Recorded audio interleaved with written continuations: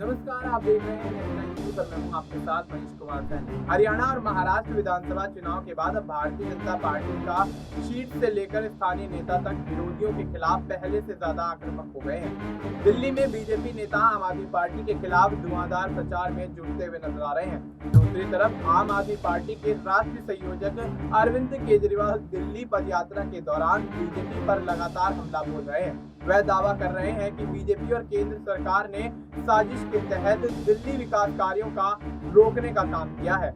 दिल्ली के पूर्व सीएम अरविंद केजरीवाल लगातार इस बात पर जोर देते हुए दिखाई दे रहे हैं कि राष्ट्रीय राजधानी की जनता के हित में वो अपने स्टैंड से पीछे नहीं हटेंगे, बशर्ते बीजेपी जिस एजेंडे के तहत आपको चुनाव में हराना चाहती है, हम उसी मुद्दे को लेकर उनको काउंटर करेंगे। यही वजह है कि आम आदमी पार्टी प्रमुख ने अपनी पार्टी के नेताओं से साफ कर दिया है कि बीजेपी वालों से दबने की जरूरत नहीं है। जनता के बीच जाएं और बीजेपी की जन विरोधी नीतियों का पर्दाफाश करें। इसका असर भी आम आदमी पार्टी के नेताओं पर दिखाई देने लगा है। ऐसे में दिल्ली वालों के लिए यह जानना जरूरी है कि आखिर आम आदमी पार्टी की वो 5 रणनीतियां क्या है जिसके दम पर अरविंद केजरीवाल ने केवल चौथी बार सत्ता में वापसी का दावा कर दिया है, बल्कि भारतीय जनता पार्टी को विधानसभा चुनाव में भी सबक सिखाने की बात कर रहे हैं। आप प्रमुख अरविंद केजरीवाल ने हाल ही में प्रेस कॉन्फ्रेंस के दौरान दिल्ली की मतदाता सूची से पूर्वांचली मतदाताओं के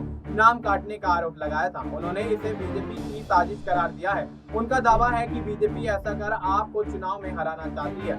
आपने अपने सोशल मीडिया हैंडल एक्स पर पोस्ट में यह दावा किया है कि भारतीय जनता पार्टी ने शाहदरा में 11,000 से ज्यादा वोटर्स को मृत या शिफ्ट बताकर मतदाता सूची से उनके नाम को हटवा दिया है, जबकि जांच में 75% से ज्यादा लोग अपने पते पर मिले हैं। दरअसल आम आदमी पार्टी ने भारतीय जनता पार्टी की सबसे प्रभावी चुनावी रणनीति बटेंगे तो कटेंगे पर विधानसभा चुनाव में हमला बोलने का फैसला कर लिया है।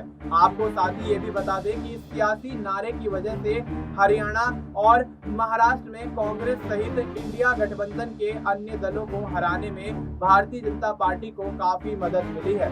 अब इसी नारे को बेअसर करने के लिए अरविंद केजरीवाल ने दिल्ली की जनता को गहरा संदेश दिया है। वो संदेश यह है कि अगर दिल्ली वाले एक नहीं होते तो मुफ्त बिजली बंद हो जाएगी, शानदार सरकारी स्कूल बंद हो जाएंगे, सरकारी अस्पताल बंद हो जाएंगे, महिलाओं की बस में मुफ्त यात्रा बंद हो जाएगी। ऐसा इसलिए कि भारतीय जनता पार्टी वालों को इन योजनाओं से साफ तौर पर नफरत है। आम आदमी पार्टी इस मसले पर पहले से ही भारतीय जनता पार्टी को दिल्ली में घेरती हुई दिखाई दी है, लेकिन उत्तम नगर विधानसभा सीट से आप विधायक नरेश बालियान की गिरफ्तारी के बाद से अरविंद केजरीवाल ने केंद्रीय गृह मंत्री अमित शाह को सीधे तौर पर निशाने पर ले लिया है। अब तो वो हर सभा व बैठकों में अमित शाह का नाम लेकर पूछते हैं कि दिल्ली में अपराध का सिलसिला आखिर कब थमेगा। क्या आप इसका जवाब देंगे? इसके पक्ष में आम आदमी पार्टी प्रमुख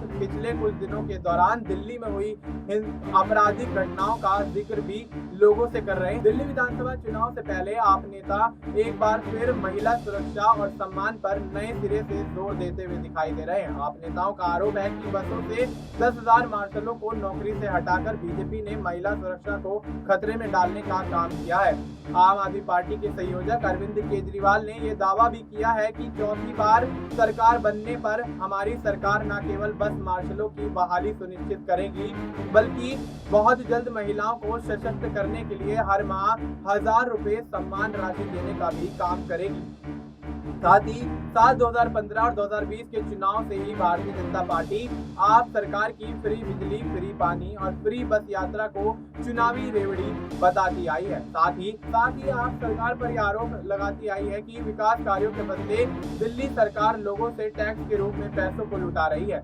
इसका ऑन स्पॉट जवाब देने के लिए अरविंद केजरीवाल ने अलग से रेवड़ी पर चर्चा अभियान की शुरुआत की है। इस अभियान के तहत आप नेता लोगों से पूछ रहे हैं कि क्या आप सरकार ने फ्री फ्री बिजली पानी, महिलाओं को फ्री बस यात्रा, बुजुर्गों को फ्री तीर्थ यात्रा और फ्री इलाज सुविधा देकर कोई गलत किया है? अगर गलत नहीं तो विधानसभा चुनाव में एक बार फिर आप लोग भारतीय जनता पार्टी को वोट ना देकर सबक सिखाएं। अब देखना यही होगा कि दिल्ली के अंदर विधानसभा चुनाव से पहले छिड़े सियासी घमासान में भारतीय जनता पार्टी और आम आदमी पार्टी जिस तरह से एक दूसरे के खिलाफ माहौल बनाती हुई नजर आ रही है, तब यहाँ किसका पलड़ा भारी होता हुआ नजर आएगा? क्या सत्ताधारी आम आदमी पार्टी एक बार फिर से सत्ता पर आसीन होती हुई नजर आएगी, या फिर भारतीय जनता पार्टी आम आदमी पार्टी को सत्ता से बेदखल करके दिल्ली पर कहीं ना कहीं सियासी कब्जा करती हुई नजर आएगी? फिलहाल आपको इस मुद्दे पर क्या कुछ लगता है? आप अपनी राय हमें कमेंट करके बता सकते हैं। बाकी देश दुनिया से जुड़ी तमाम जानकारी के लिए आप देखते रहिए नेक्स्ट टाइम।